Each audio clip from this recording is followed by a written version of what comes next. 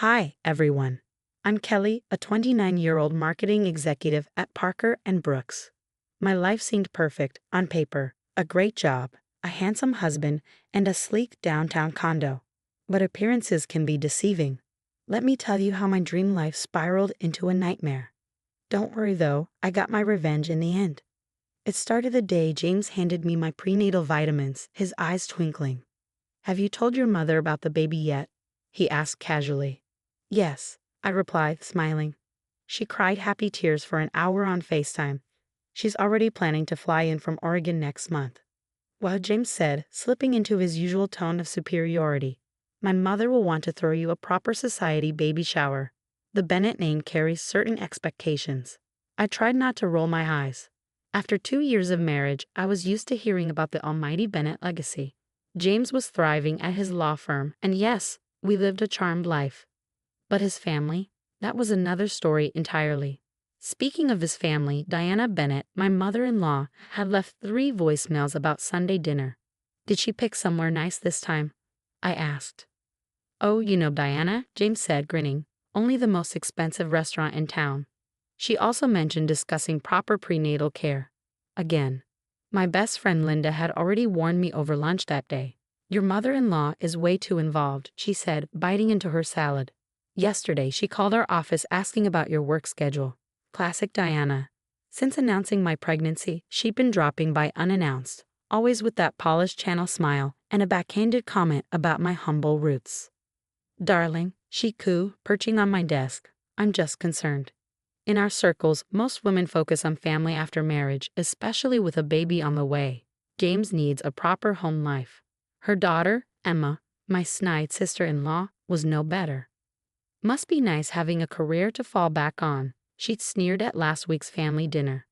Some of us were raised to prioritize family.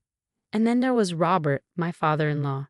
The man built half the luxury condos in the city, but couldn't muster the courage to stand up to his wife. He just sat there at family gatherings, hiding behind his whiskey glass, silent as ever. "Kelly, sweetie," Diana said during dinner one evening, "I've been thinking about your situation. Perhaps it's time to consider a more suitable neighborhood. The Bennett hair can't be raised in that starter home of yours." "Mom, we love our place," James protested weakly. "Of course you do, darling," Diana replied smoothly. "But Kelly's background might not have exposed her to the proper social requirements. I'm only trying to help." I squeezed my water glass, forcing a smile. 2 years of these subtle jabs were wearing me down. Just yesterday, Diana had accidentally forwarded me an email chain discussing how new money families don't understand old money traditions. "The baby shower will be at the country club," Diana announced later that evening. "I've already started the guest list minus 300 of our closest friends." Linda caught my eye across the table, her look saying "I told you so." The interference was getting worse, and I had a sinking feeling this was only the beginning. But the final straw came at James's birthday party.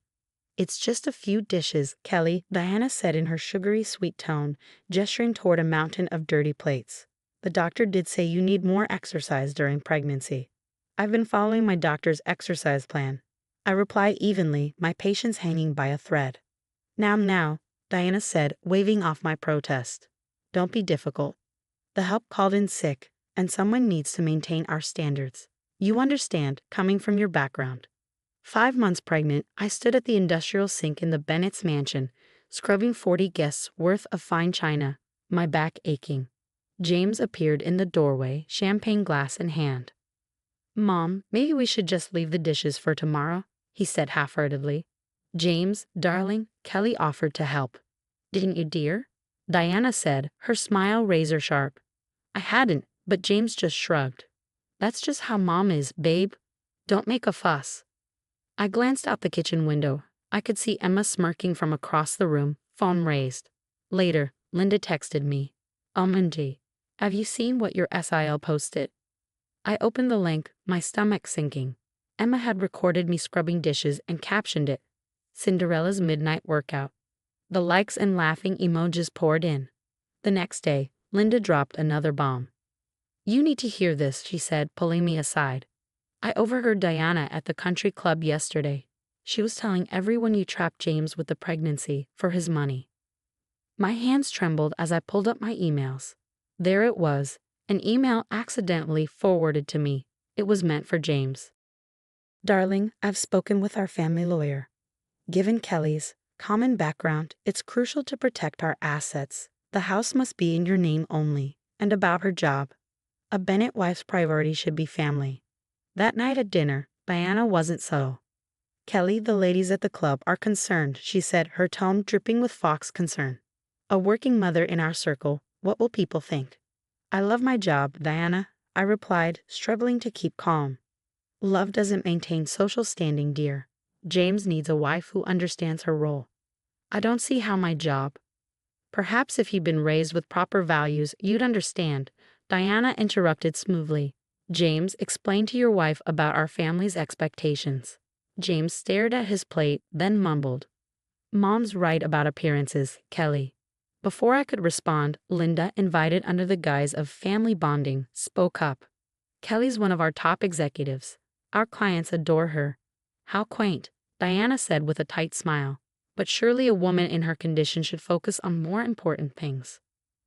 My blood pressure, already flagged as elevated at my last checkup, spiked. I felt a sharp pang in my abdomen as Diana continued. Speaking of your condition, she said, her voice dropping conspiratorially. The club's board members' wives are quite concerned about certain rumors. What rumors? I asked, my voice trembling. Well, darling, people do talk about sudden pregnancies and hasty marriages. Not that I encourage gossip, of course. I gripped the table's edge to steady myself. Across the room, Emma smirked, no doubt recording my humiliation for her next post. James, I whispered, pleading, please. But he only poured another drink, avoiding my gaze. Mom's just looking out for our family name, Kelly. Try to understand. The room spun slightly, and I knew this wasn't just about their petty jabs anymore. This was about survival. Later, over coffee with Linda, I laid it all out. Every word, every email, every post, I'm saving it all. I said, scrolling through my phone. Look what Emma posted last night. Linda leaned in, her face twisting with disgust as she read Emma's latest caption. When your gold-digging SIL thinks she can handle the Bennett lifestyle. 200 likes, she muttered. Screenshot it. Already done, I said. And you won't believe what I found while helping Diana with her charity gala paperwork. I pulled up photos on my phone.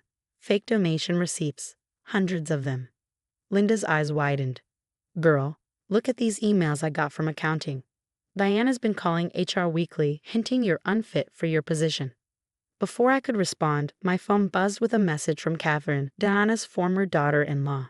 Meet me at Riverside Cafe. There's so much you need to know. Catherine looked drained when I arrived, but her resolve was clear. They destroyed me, Kelly, she said, sliding a USB drive across the table. Diana forced me out after she found out I couldn't have children. But I've been watching. Documenting. Check the property records. Diana's been using Robert's construction company to flip properties illegally. And those sweet elderly clients she brags about helping, she manipulates them into selling below market value. That night, I tested the waters with James. James, those investments your mom suggested, they seem risky, I said casually.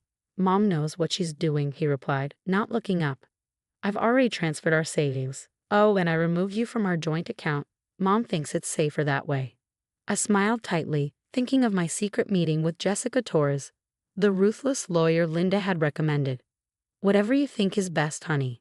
The next day, Diana cornered me in her kitchen.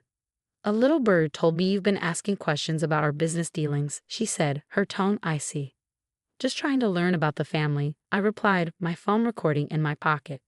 Let me make this clear, Diana hissed. You're here to provide in here and maintain our social standing. Know your place, or things could get difficult. Click. Another recording saved.